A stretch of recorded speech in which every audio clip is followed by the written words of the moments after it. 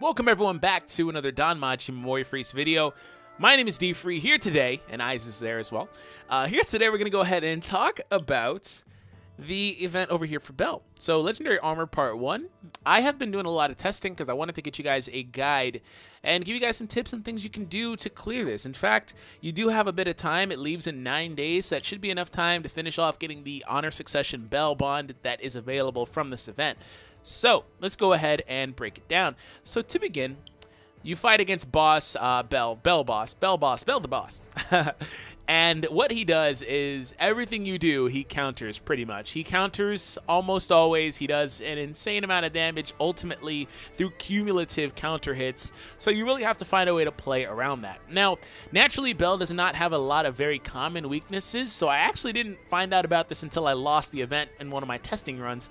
But what you can do is use electric or thunder and dark element damage. Whether it's magical or physical, you are good to go. For example, the new debutante units do have thunder-based damage, so they will be innately at an advantage on this event because of the fact they would do more. So if you have those units, feel free to put them on. Just go through your units, see if they do dark element or lightning element. You also now have the option to sort your character list out as well and find it a little bit easier that way. So I'm going to go ahead and show you guys just an example. So we're going to go ahead and turn off everything that is not dark and lightning. So here are some units that, can we not with the supports? Thank you. Here are some units that would fit that bill that would innately be really good here, like I said. So some of which, like Chigusa, she only does lightning on her, I believe, Ultra or Ultimate, the special. So yeah, there's that. So that's one of the things you'll want to consider. But moving back over to the Belle event. Boom. So you may be wondering, how do you center your team around that, right? Just like any other event, just like any other thing, you want to make sure you have solid assists and units on the team that do synergize well. So naturally, like I said, it doesn't really matter otherwise what units you take, you can do very good damage. Of course, results will vary because my box is well box. But if you have units like Kino or like the Ryu, right, that are able to debuff the opponent's attack. You see this one right here, bolting assault shot, minus 20% to strength and magic. That would help you out in terms of tanking the event.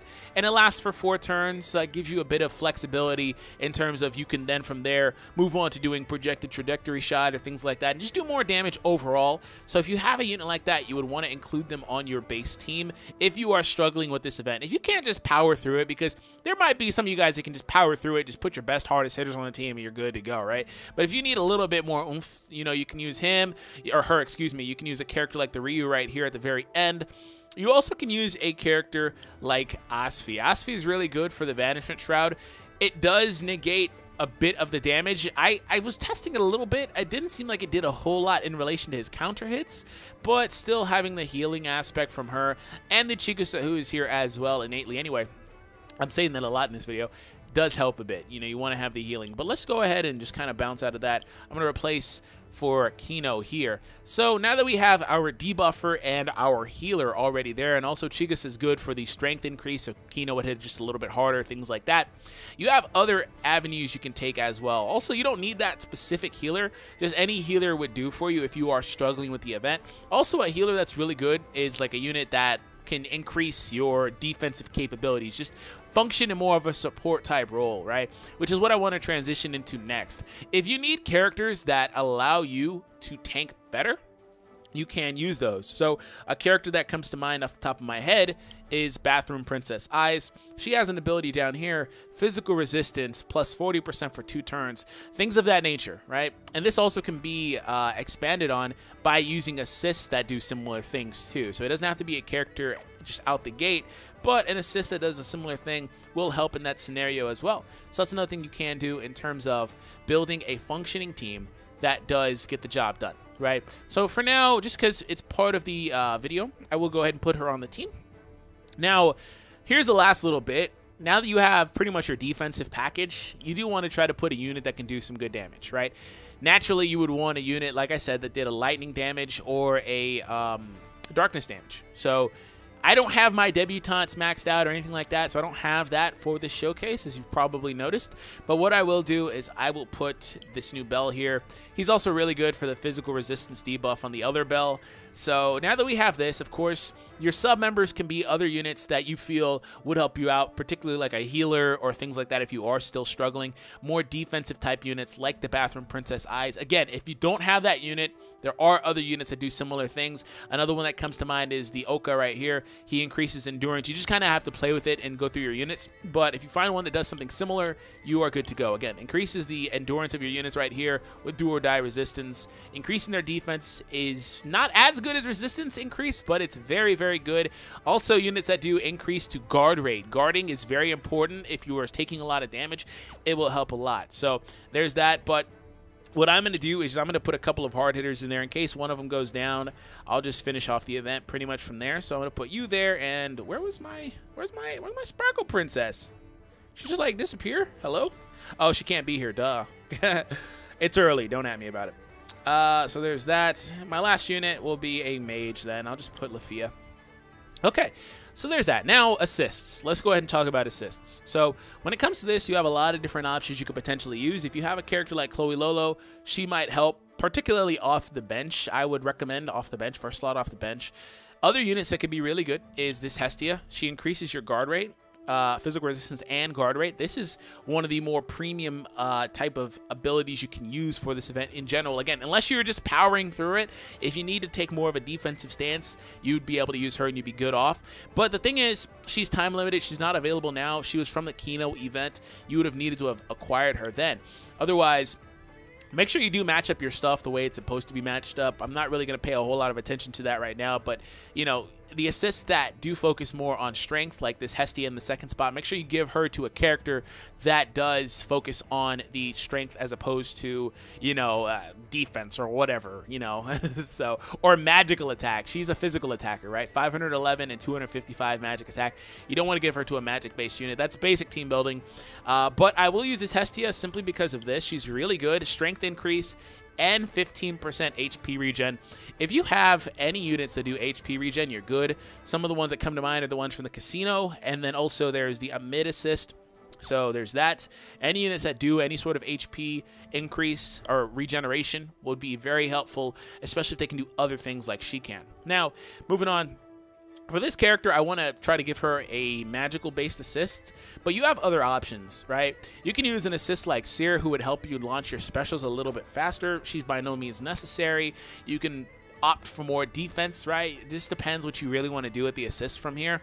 You can also use if you have the Hestia that debuffs the opponent's strength by 15%, which I have, but don't see her because it's sorted this way, you can use that. You can use more of an assist that would increase overall output for, you know, mages or things of that nature. It really just comes down to your playstyle, and this is the Hestia right here in the last spot that I was talking about. It comes down to your playstyle, though. So I'm going to give you this, because we do want to do that. And then lastly, for the physical attack, just to kind of breeze through this a little bit quicker, I'm going to give the Anya assist just so we can do a little bit more physical damage there, just naturally, right? So this is kind of like a very basic team build, and from here, just I'll bring that off the bench like I said. If you don't have certain assists, like I said, you don't necessarily need them. This is just an example. And for the last one, whatever, we'll just bring a magic-based one. And it'll be... whatever, we'll just bring that. Boom, let's jump in. So, really quickly for the battle, like I said, you're going to see very fast that Bell does a whole lot of counters every time you hit him. The only thing I think he doesn't counter is your special. So, off the bat, we are going to use this. If you are using this character, keep in mind it's only for 2 turns. You're going to have to stack that very frequently. We're going to also opt for the debuff options. And the first turn, we're just going to use this, so he's pretty much not going to counter me back. Say, he did his sharpness, and then you saw the resistance there. You see we took very minimal damage because of the physical resistance increase. Also, again, there are assists that do something similar. So we're going to move on from that. Do some damage here. And we should be fine this turn. And now you're going to see him counter a bit back, too. So 133, he's not doing much of anything to me. And of course, like I said, results will vary because my units are heavily invested. I get that, but I kind of have to use them for my showcase because I don't have 3 or 4 stars that I've worked on. But keep in mind, 3 and 4 stars have really good skills too. They can do similar things. They are usable in this game. So we're going to go ahead and switch over to Molten. We are going to also use... Actually, you know what? I'm not going to use this again. I'll show what it's like without her ability to do that for this turn. Okay, the guard is still activated. Like I said, guard's important. But you see, without physical resistance, we took 1100 with Bell just then. Doesn't matter a whole lot. We're taking 1100, yeah. So the physical resistance is very important if you have it.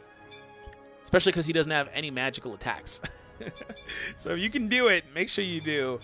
And that should be pretty much it. We're just going to let this play out. So anyways, hope this was helpful. Hope you guys enjoyed. Subscribe if you are new for more content here on the channel. If you have any questions, let me know in the comments down below. Like I said, just want to give you guys some tips and a guide here on this event. So hopefully we're back for part 2, whatever that is. And I'll see you guys then. Take it easy, guys.